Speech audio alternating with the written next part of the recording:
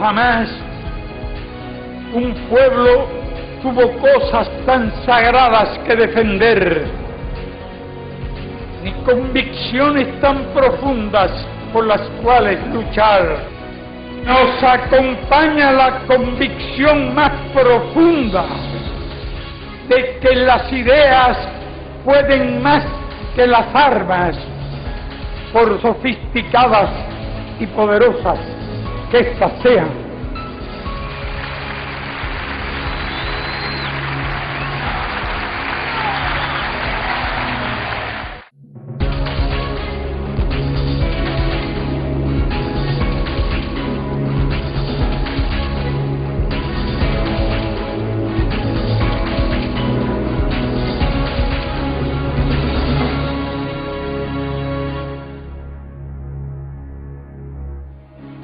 La ciberguerra, una guerra que no es de bombas ni balas, sino de información, comunicaciones, algoritmos y bytes, es la nueva forma de invasión que se ha originado en el mundo desarrollado. Temas como sabotajes, invasiones, espionaje, controles estrictos de bancos, interferencia en la automatización de los aeropuertos y en sistemas estatales, por ejemplo, ya no son temáticas de largometrajes de ficción, ahora son parte de nuestra realidad. En esta ocasión, los protagonistas no son actores, sino hombres que operan el simple teclado de una computadora y llegan a generar los mayores desastres jamás imaginados. Para el año 2009 fue oficializada la doctrina de guerra irregular, es lo que llama oficialmente en el Pentágono.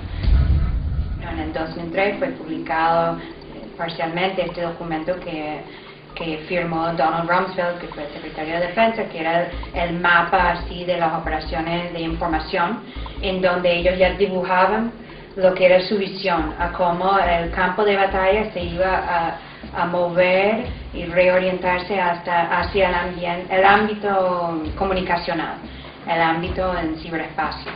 En los últimos años eso ya se ha ido consolidando. Hemos visto la conformación de Cibercomando del Pentágono, tanto como nombrado por el presidente Obama.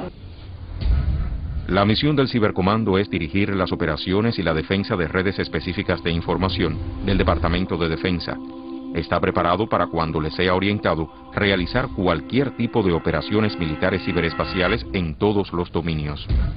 Estos 90.000 hombres y mujeres sobre las computadoras aseguran que Estados Unidos y sus aliados tengan libertad de acción en el ciberespacio y negársela a los adversarios.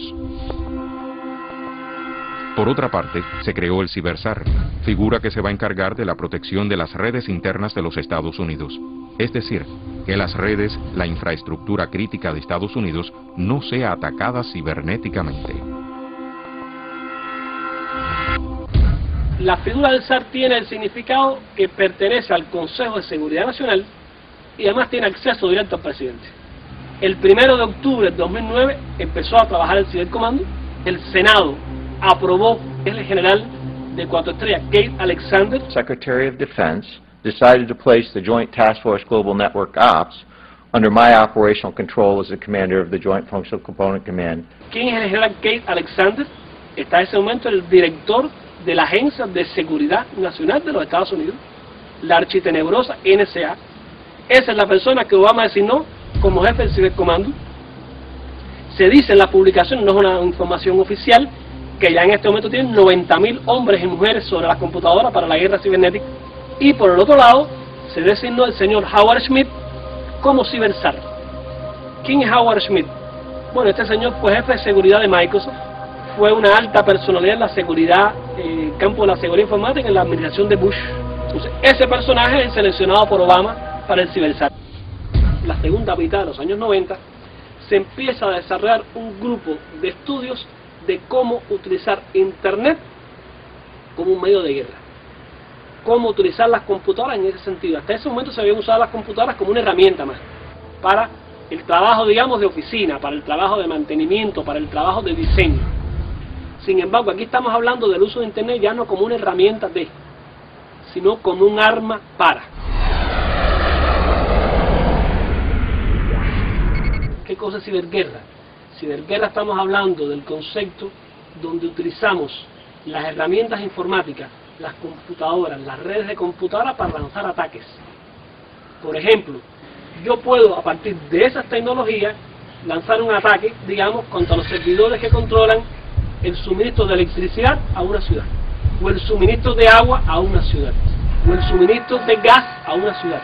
Yo puedo lanzar un ataque de denegación de servicio, que significa que yo le lanzo a la página web de tu centro de trabajo o a tu página web personal tantas solicitudes de servicio que tu computadora no es capaz de brindarlos. Resultado, tu servidor o tu computadora, hablando vulgarmente, se cae. También yo puedo lanzar un ataque cibernético contra los servidores que controlan la aviación de una base aérea. Entonces, en ese momento estamos hablando de ciberguerra. Esto no es ciencia ficción, esto ya se aplicó. En Irak, antes de lanzar el primer misil Tomahawk, se hizo esto. Y se ensayó en la primera guerra del Golfo con unas impresoras que se le vendió al gobierno iraquí. Esas impresoras ya venían comprometidas y antes del día D, esas impresoras lanzaron un troyano que provocó que la aviación iraquí no pudiera salir de las bases por una impresora que se vendió. Un muchacho con habilidades medias en informática puede hacer un virus informático, un programa maligno, para hablar más general, y ese programa maligno puede lanzar un ataque el día X contra un sitio determinado, y los Estados Unidos han dicho que ellos van a responder con armas convencionales a ese ataque, porque es un ataque o una agresión a su seguridad nacional.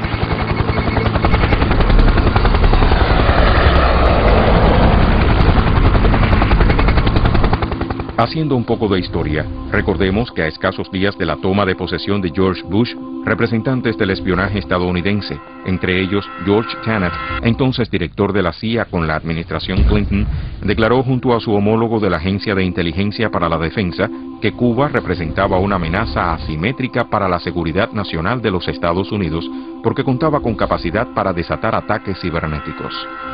Lo que no dijeron estos representantes es que en junio de 1995, la Universidad Nacional de la Defensa de Estados Unidos graduó a sus primeros 16 especialistas en guerra informática, instruidos para emplear las bondades de las tecnologías de las comunicaciones como escenario bélico. Sin dudas, los ultraconservadores yanquis estaban potenciando nuevos pretextos y escenarios de confrontación para calumniar a la revolución cubana y propiciar una eventual agresión militar contra la isla. El 19 de abril de 2010, el Instituto George Bush organizó una conferencia para planear la estrategia de ciberguerra contra países que Estados Unidos considera sus enemigos, entre ellos Cuba. Los nombres de los norteamericanos que intervinieron en este primer encuentro son muy curiosos. Por ejemplo, ahí estuvo el Dr. Jeffrey Jetman, presidente de la Radio Free Europe y Radio Liberty; Jennifer L. Wentzer, directora ejecutiva de Freedom House, quien estuvo antes como directiva de la USAID. Y a esa lista se sumó un mercenario que allí pronunció un discurso sobre sus hazañas como creador de una superred para la blogosfera independiente en Cuba, gracias a un pequeño grupo élite de bloggers dispuestos a explotar los nuevos medios. Pues hasta Cuba se ha colocado en el mapa de los llamados ciberdisidentes.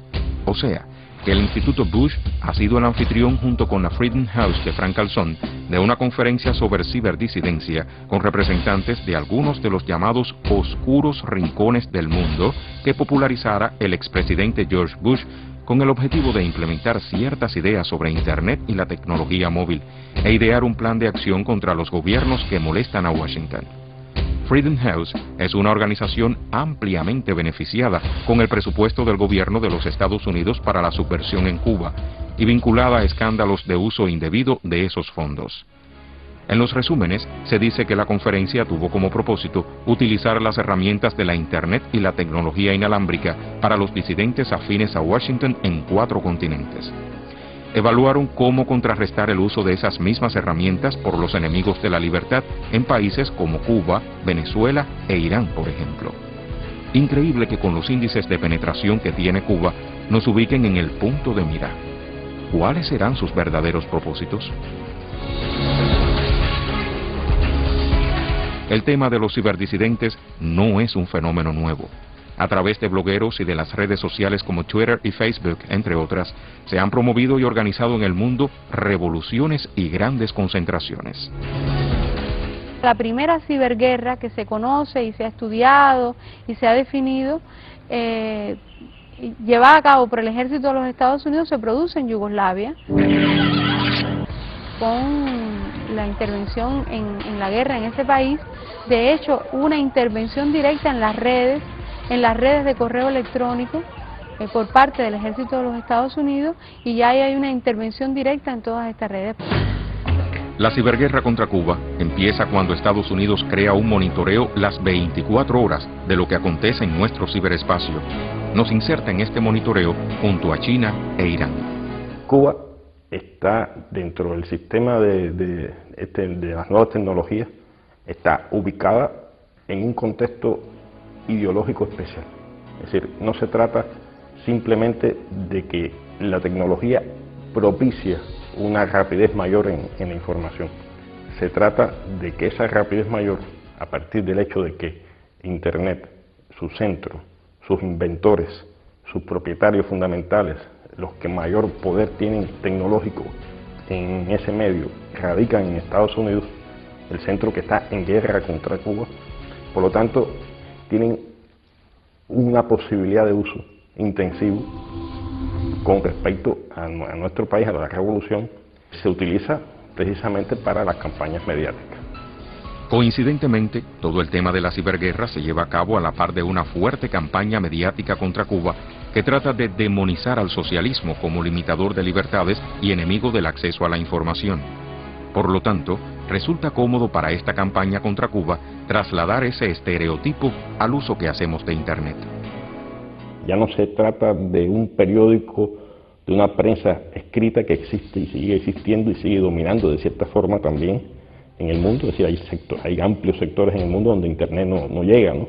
Las grandes corporaciones de prensa, las grandes corporaciones de los medios, no se proponen en estos momentos, y no es un objetivo propio, el de transmitir verdades, el de informar en un sentido abstracto o neutro del término, sino el propósito esencial es construir estados de opinión contra Cuba.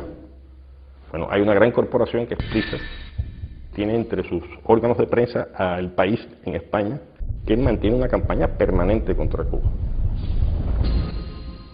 Los grandes medios de prensa, así como las agencias y corresponsales en Cuba, no hablan de que hace más de medio siglo nos hacen la guerra y nos bloquean económicamente, negándonos el comercio y los créditos. Tampoco parecen ver que se ha creado una quinta columna con financiamiento exterior y apoyo de algunas embajadas que actúan de manera provocadora. Y mucho menos revelan la censura o intento de omisión de criterios en el ciberespacio que ponen en alto el nombre de Cuba y su revolución. Obviamente, si los creadores de Internet y quienes tienen dominio total sobre ellas son los Estados Unidos, no podemos esperar otra cosa. Existen ejemplos decisivos reales.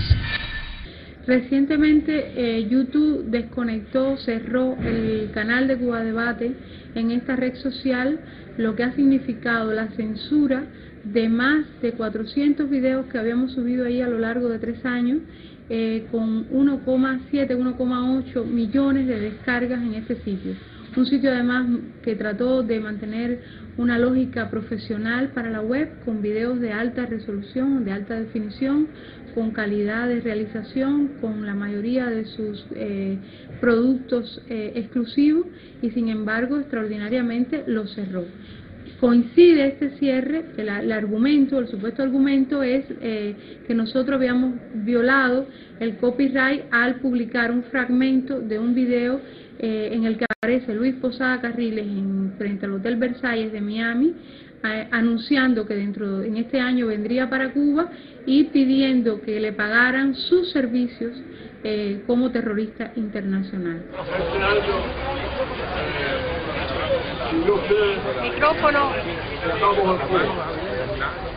Las palabras mías son, ya nosotros pagamos, no hemos cobrado todavía. Y no hay manera de verlo si no es como un hecho contra Cuba Debate, contra Cuba, y una expresión absolutamente evidente de censura y de guerra cibernética contra nuestro país. Cuba está dentro de un contexto de guerra mediática permanente, y hay un grupo numeroso de personas, imagínate, en medio de la crisis económica, es una manera de vivir también, que reciben dinero por entrar a Internet y por comentar cualquier tipo de artículo que aparezca en la web a favor de la revolución.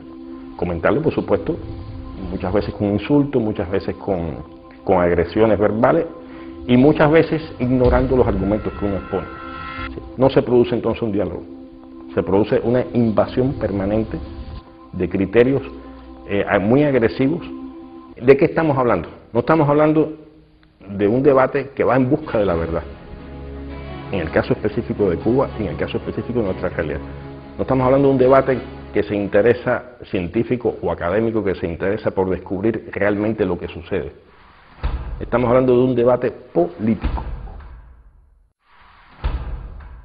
Cuando yo era estudiante de periodismo, descubrí que existía una cosa dentro de Internet que se llamaba el fenómeno de los blogs, que eran las páginas personales, y comencé a acercarme a ellos, a mirar cómo era su estructura, que era muy parecida a los sitios web. Al inicio no comprendía cuál era la diferencia, hasta que bueno, un día encontré una explicación que decía que un blog es una página personal donde el autor es al mismo tiempo editor y es quien responde por sus propios comentarios. O sea, lo más relevante en el blog en cuanto a la interacción ha sido aprender de las personas, sobre todo cómo ellos piensan, porque el periodismo ha evolucionado en el mundo entero hacia un nivel de interacción con el usuario. Si bien los medios siguen llevando las agendas, los blogs sirven para enterarnos de qué quieren las personas. Existe en la isla una contrarrevolución de nuevo tipo compuesta por blogueros. En los inicios no se relacionaba con los mercenarios archiconocidos, pero con el paso del tiempo y a su conveniencia se fueron mezclando. Estos cibermercenarios constituyen instrumentos fabricados para generar focos de conflicto interno mediante el aprovechamiento de las nuevas tecnologías de la informática y las comunicaciones. Acciones que, como acabamos de describir, han demostrado capacidad desestabilizadora en otros escenarios políticos internacionales de interés para los Estados Unidos. A estas personas incluso se les ha inventado una nueva modalidad de cobro, ¿no? Entonces, habíamos hablado de los premios continuos que reciben, es decir, ya es un cobro blanqueado, ¿no? No hay que ir al banco a cobrar, no tienes que ir a la oficina de intereses, no te lo mandan a través nadie puede decir, ¿no? El dinero te lo dio la Fundación Cubano-Americana, donde hay terroristas reconocidos, o te lo dio el amigo de Posada Carriles, ¿no? Es un dinero que te dan los órganos de prensa, que son órganos de corporaciones, que son transnacionales de prensa, a través de premios evidentemente manipulados, ¿no?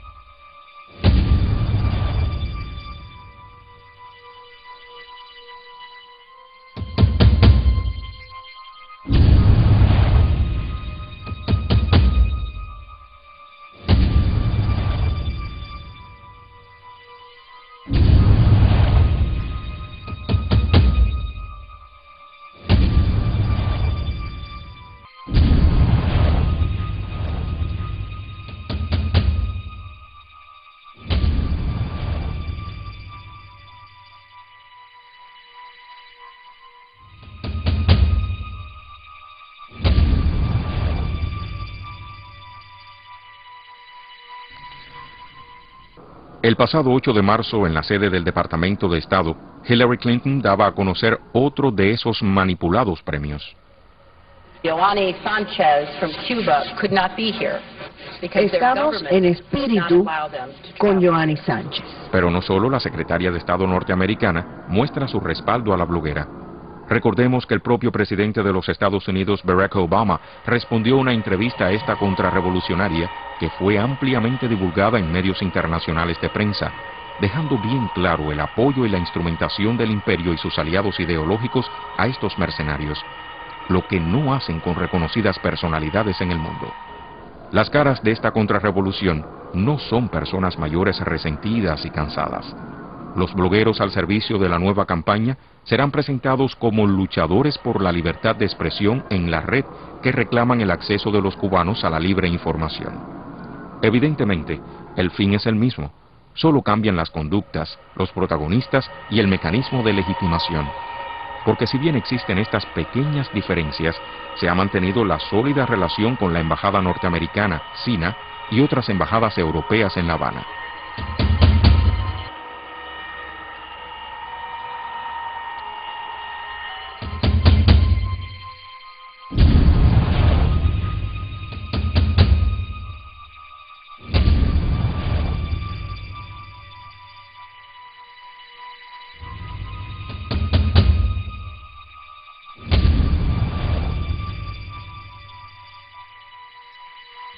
El Departamento de Estado y gobiernos occidentales muestran una preocupación directa por una u otra contrarrevolución de nuevo o de viejo tipo.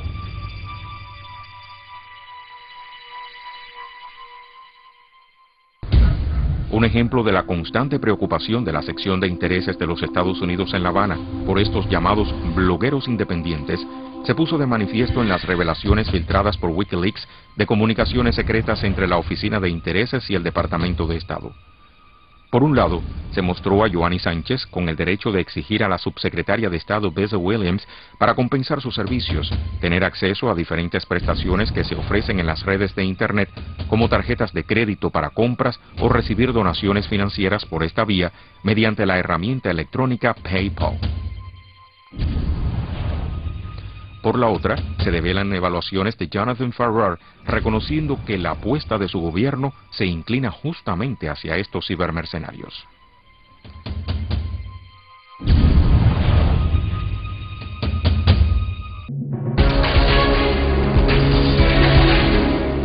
A pesar de las acciones de los blogueros contrarrevolucionarios que con nosotros conviven, existen cientos de blogueros cubanos, en su mayoría jóvenes, que sí creen en la revolución. Innegablemente, hay algo que los diferencia. Estos bloggers no tienen financiamiento del extranjero, ni tiempo de máquina en embajadas, ni academias anticubanas con los últimos temas de la era digital, y mucho menos el soporte tecnológico de los cibermercenarios. Lo que sí tienen es deseos de luchar por mostrar al mundo quiénes somos los cubanos. Esos seres libres que por una u otra causa nos miran, como diría Eduardo Galeano, con una lupa gigante, y sobredimensionan cada paso que damos. La primera vez que vi internet fue en el año 2003. Fue la primera vez que tuve acceso a correo electrónico. No tengo internet en mi casa, no tengo teléfono tampoco. Accedo desde mi centro de trabajo.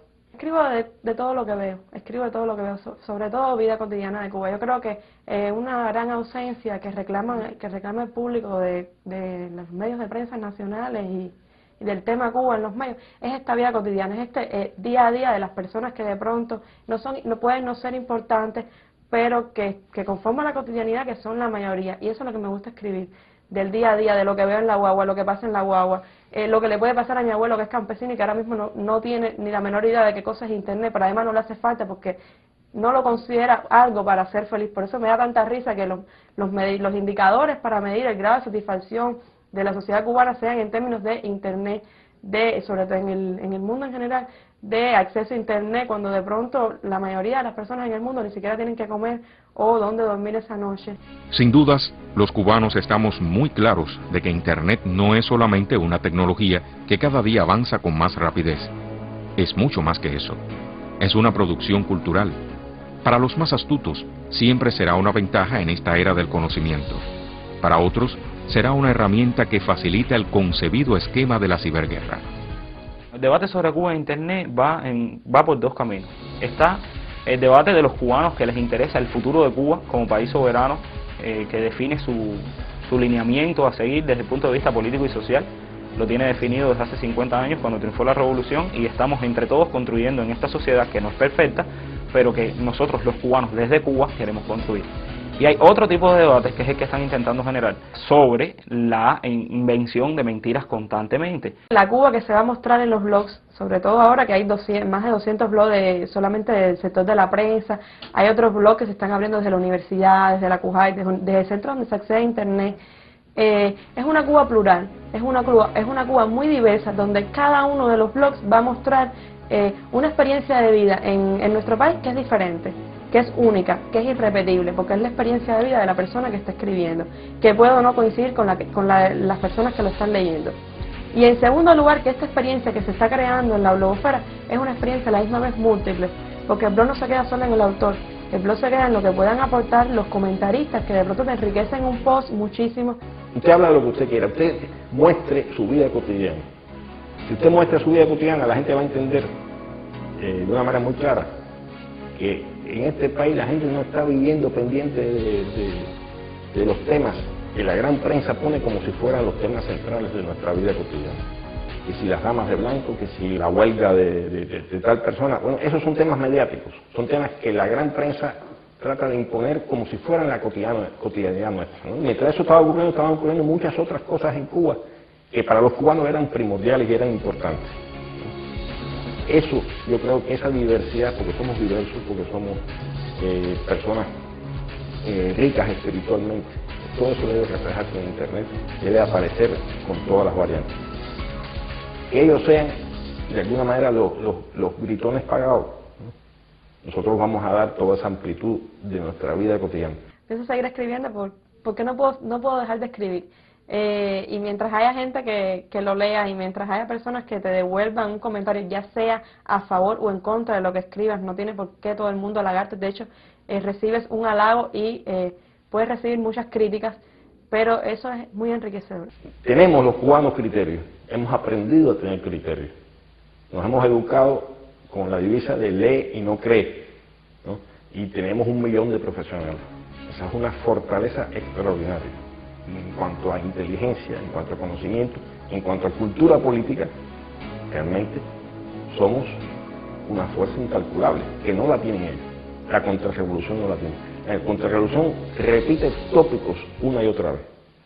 Nosotros tenemos muchas más cosas que hablar de tópicos o hablar de esquemas. ¿Sí? Los jóvenes hoy, que además han nacido con la computadora en la mano, en los dedos, digamos, no son ni esquemáticos, no son dogmáticos, tienen muchas cosas que decir.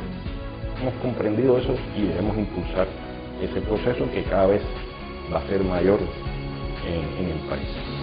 Durante muchos años, los Estados Unidos han tratado de buscar pretextos para justificar una acción militar contra Cuba, y este pudiera ser uno: usar a nuestra gente, a nuestros jóvenes, con fines ciberterroristas. Es uno de sus objetivos que nunca vamos a permitir, dejando bien claro que aun con los riesgos que esto pudiera traer, no renunciaremos jamás al uso de las nuevas tecnologías.